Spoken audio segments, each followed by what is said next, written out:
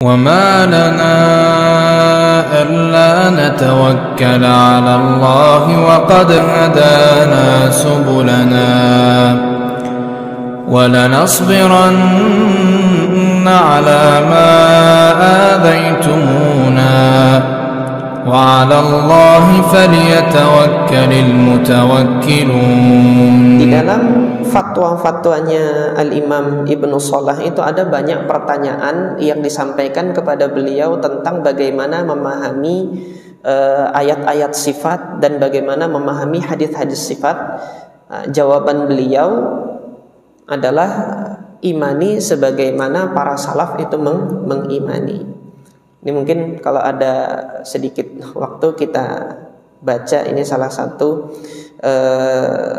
komentar beliau terhadap mazhab salaf di dalam berakidah. Pertanyaan yang diajukan kepada Al-Imam Ibnu Shalah, rajulani tashajara fi qawlihi sallallahu alaihi wasallam yanzilu rabbukum fi kulli lailatin ila sama'id dunya, al-hadis.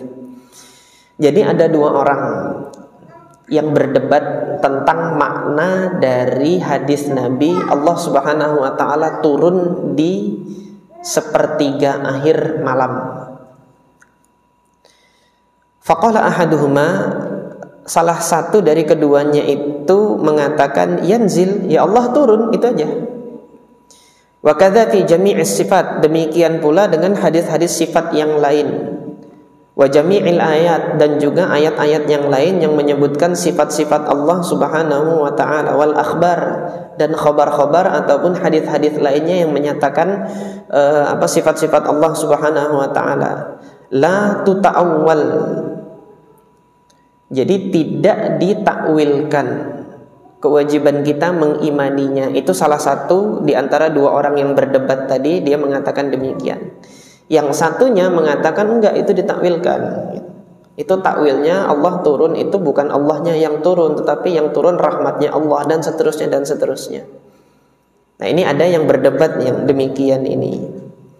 Wa kullu wahidin, tiap-tiap dari kedua orang yang berdebat ini yadda'i as-sihhata fi qawlihi, dia meyakini, menganggap pendapatnya lah yang paling benar gitu loh. Maka apa jawaban engkau wahai Imam Ibnu Shalah gitu? Maka beliau menjawab, alladzi alaihi salihuna minas salafi wal khalaf radhiyallahu anhu al-iqtisaru fi dzalika wa amsalihi 'alal imanil jumali, yang ditempuh oleh orang-orang soleh dari zaman salaf maupun zaman khalaf, kata beliau.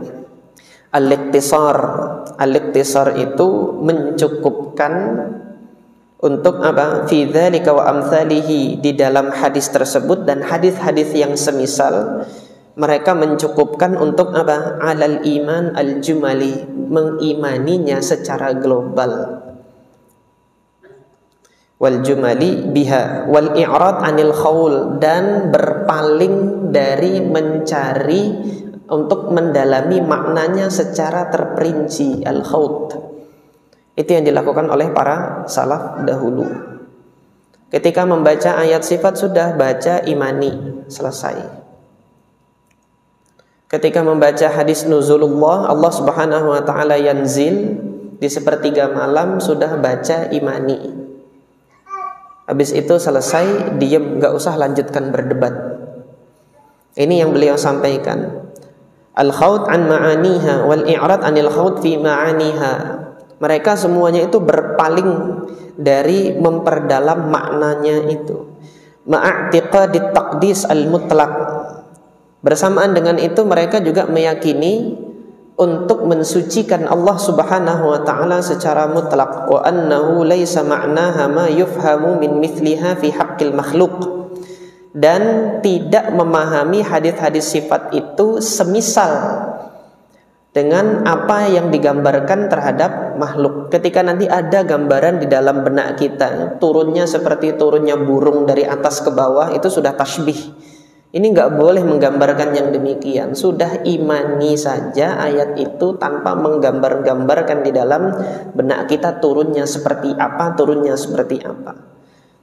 Beliau mengatakan wallahu a'lam. Udah sampai situ aja dan beliau menjawab. Beliau tidak menghukumi mana yang benar gitu. Ini nasihat beliau.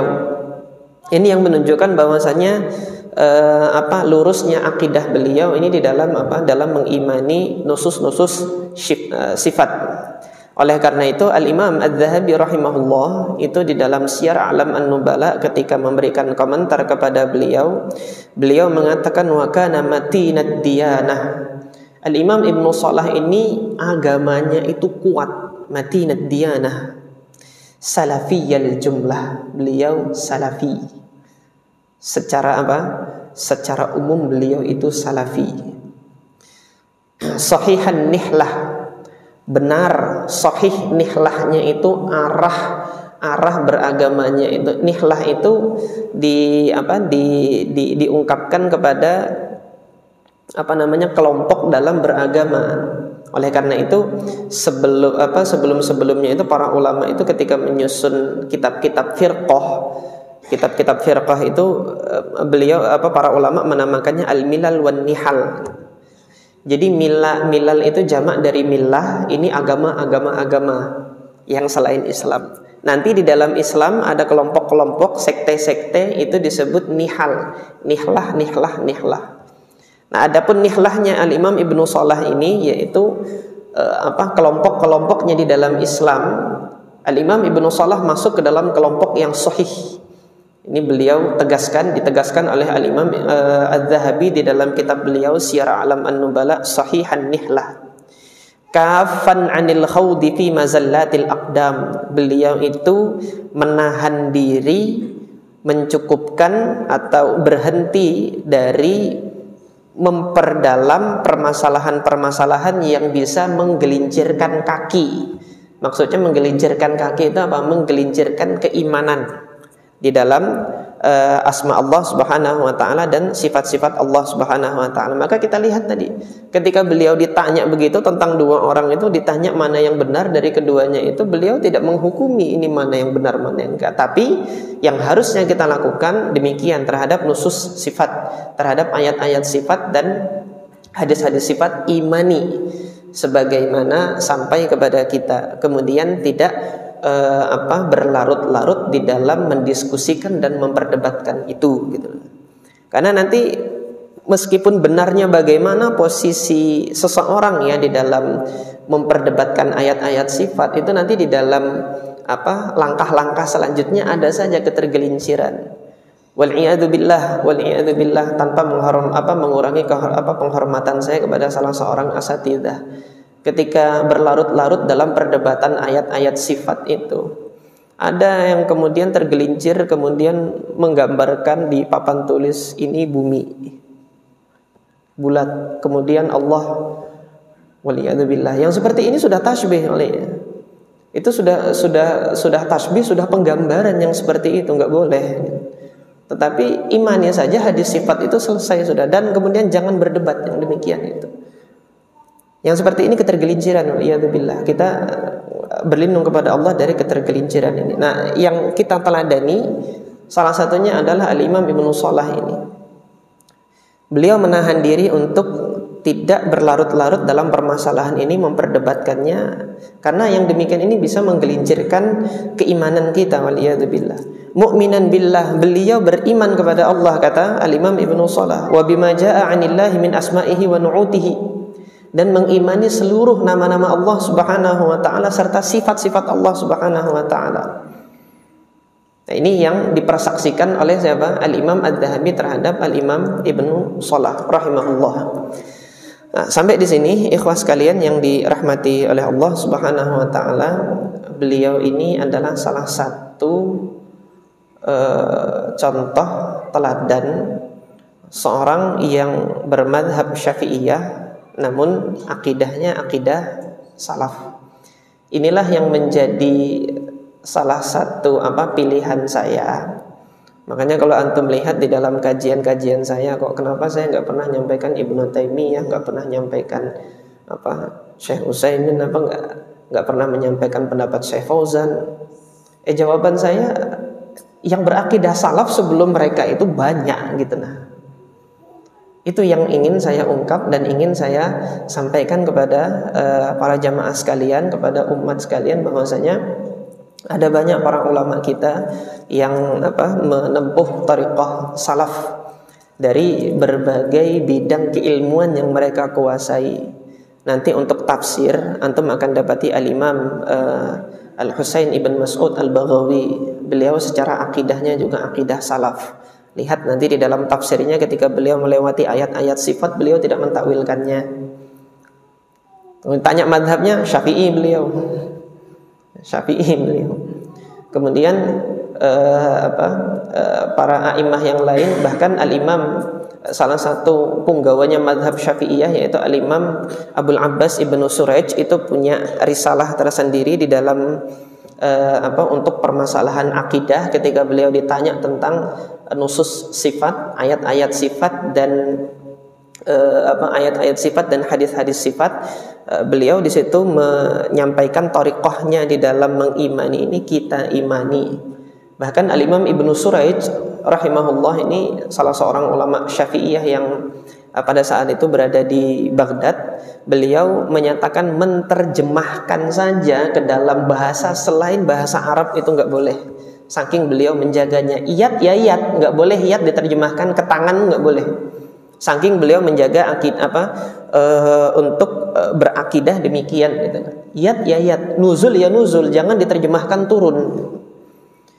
Apalagi istiwa ya istiwa, jangan diterjemahkan bersemayam, waliyadzubillah. Jangan diterjemahkan bersemayam itu. Ketika diterjemahkan bersemayam itu nanti masuk ke dalam penggambaran seseorang nih, Allah begini. Itu sudah tasbih yang demikian. Maka istiwa ya istiwa sudah. Allah beristiwa di atas arsy. Kalau kemudian orang nggak paham, nah kita kan nggak dituntut untuk memahami. Kita dituntut untuk mengimani. Perintahnya itu imani ayat sifat. Jangan sampai kita baru mengimani kalau sudah paham. Kita belum paham sudah diwajibkan untuk mengimani gitu. Bukan merupakan syarat harus paham dulu baru beriman, enggak. Tetapi Allah Subhanahu wa taala kalamkan itu, kita imani, sudah selesai tugas seorang hamba. Nah, ini yang disampaikan oleh Al-Imam Ibnu Qudamah di dalam kitab beliau tadi Lum'atul I'tiqad.